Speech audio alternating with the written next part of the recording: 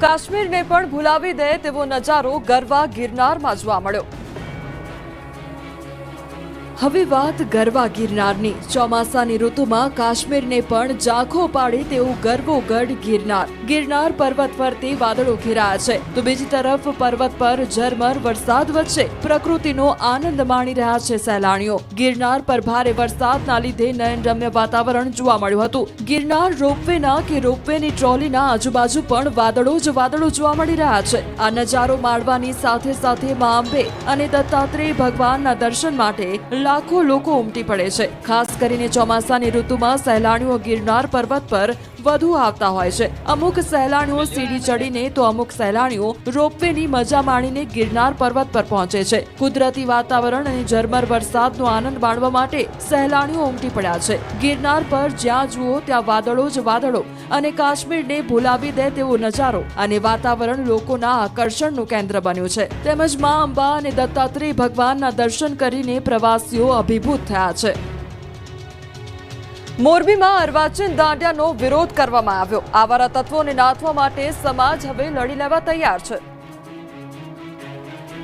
મોરબીમાં ચાલતા અર્વાચીન દાંડિયા ક્લાસીસમાં ફેલાતી બદીઓ દૂર કરવા શપથ લીધા। પાટીદાર સમાજ સહિતના સમાજની દીકરીઓને બ્લેકમેલ કરાતી હોવાના પાટીદાર સમાજના આગેવાનો દ્વારા ગંભીર આક્ષેપ કરાયા છે।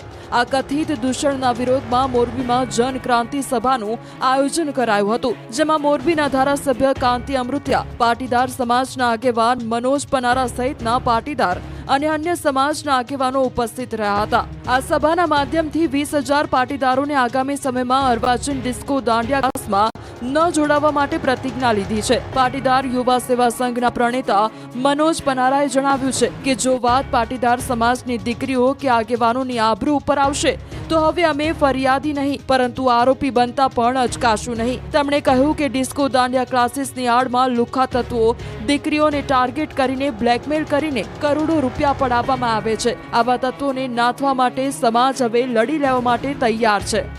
જો લુખ્ખાઓને એમ હોય કે આપણે ફરિયાદ કરી છે, જેલમાંથી જામીન ઉપર છૂટી જાય છે, તો અહીંથી ટકોર કરું છું આવા લુખ્ખાઓને કે હવે પછી અમે ફરિયાદી નહીં બની, અમે આરોપી બનવાના છે। મોરબી માળિયાના ધારાસભ્ય કાંતિ અમૃતિયાએ કહ્યું કે ગરબી કે ગરબાનો પાટીદાર સમાજ વિરોધ કરતો નથી। તેમણે જાહેરાત કરી કે યુવતીઓને આપણી સંસ્કૃતિ મુજબના ગરબા શીખવવા માટે મોરબીની કન્યા છાત્રાલય ખાતે ક્લાસીસ શરૂ કરવામાં આવશે। જો કે તેમણે સ્પષ્ટ કર્યું કે મોરબીમાં અર્વાચીન ડિસ્કો દાંડિયા ક્લાસીસ ચલાવવા દેવામાં આવશે નહીં। ફોન આપણ દીકરો દીકરી એમ કે મારા રૂમમાં નંબર ફોન જોઈ છે એટલે સમજી લેવાનું કારા કામ કરવાય।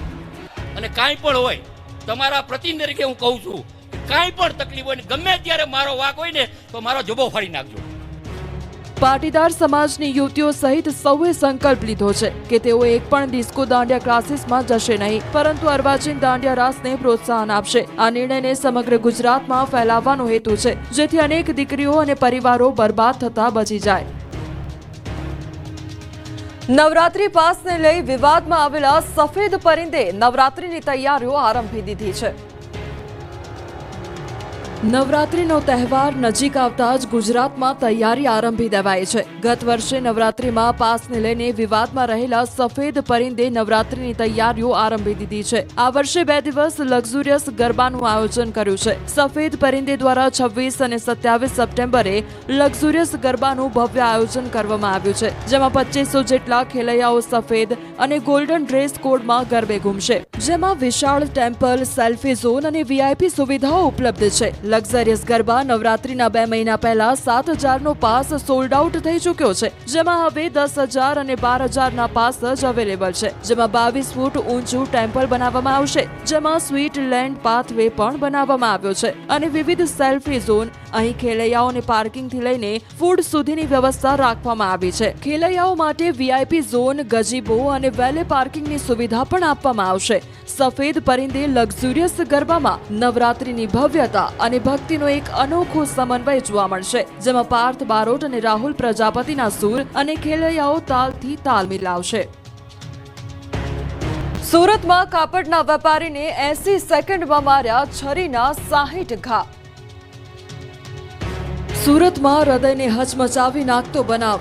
જાહેરમાં કાપડ દલાલની ઘાતકી હત્યા। 80 સેકન્ડમાં 60થી વધુ છરીના ઘા ઝીક્યા। સુરતમાં કાપડ દલાલની ઘાતકી હત્યા. લીંબાયત વિસ્તારમાં વહેલી સવારે એક કાપડ દલાલની 3 શખ્સોએ ક્રૂર રીતે ચપ્પુથી હત્યા કરી નાખતા લોકોમાં ભય અને રોષનો માહોલ છવાઈ ગયો છે. મૃતક આલોક જંદારામ અગ્રવાલ પર 80 સેકન્ડની અંદર 60 થી વધુ ઘા ઝીકી તેની હત્યા કરવામાં આવી. સવારે લગભગ 2:45 વાગે ડુંભાલ વિસ્તારમાં કાપડ દલાલ આલોક અગ્રવાલ ફોન પર વાત કરી રહ્યા હતા. તે સમયે અચાનક 3 શખ્સો ત્યાં આવ્યા. એક શખ્સે જેણે લીલા રંગનું ટી શર્ટ પહેર્યું હતું પાછળથી હુમલો શરૂ કર્યો, જેણે 40 થી વધુ છરીના ઘા ઝીક્યા. બાદમાં અન્ય 2 શખ્સોએ પણ 20 થી વધુ ઘા ઝીકી આલોકની નિષ્ઠુરતાથી હત્યા કરી હતી. હત્યા બાદ હત્યારાઓ જાહેરમાં ચપ્પુ હવામાં ઉછાળતા જતા નજરે પડ્યા. આ બનાવ બાદ શહેર હચમચી ગયું. આ દ્રશ્યોને લઈ સ્થાનિકોમાં ભારે રોષ છે અને સુરક્ષા વ્યવસ્થાને લઈને ગંભીર પ્રશ્નો ઉભા થયા છે. સીસીટીવી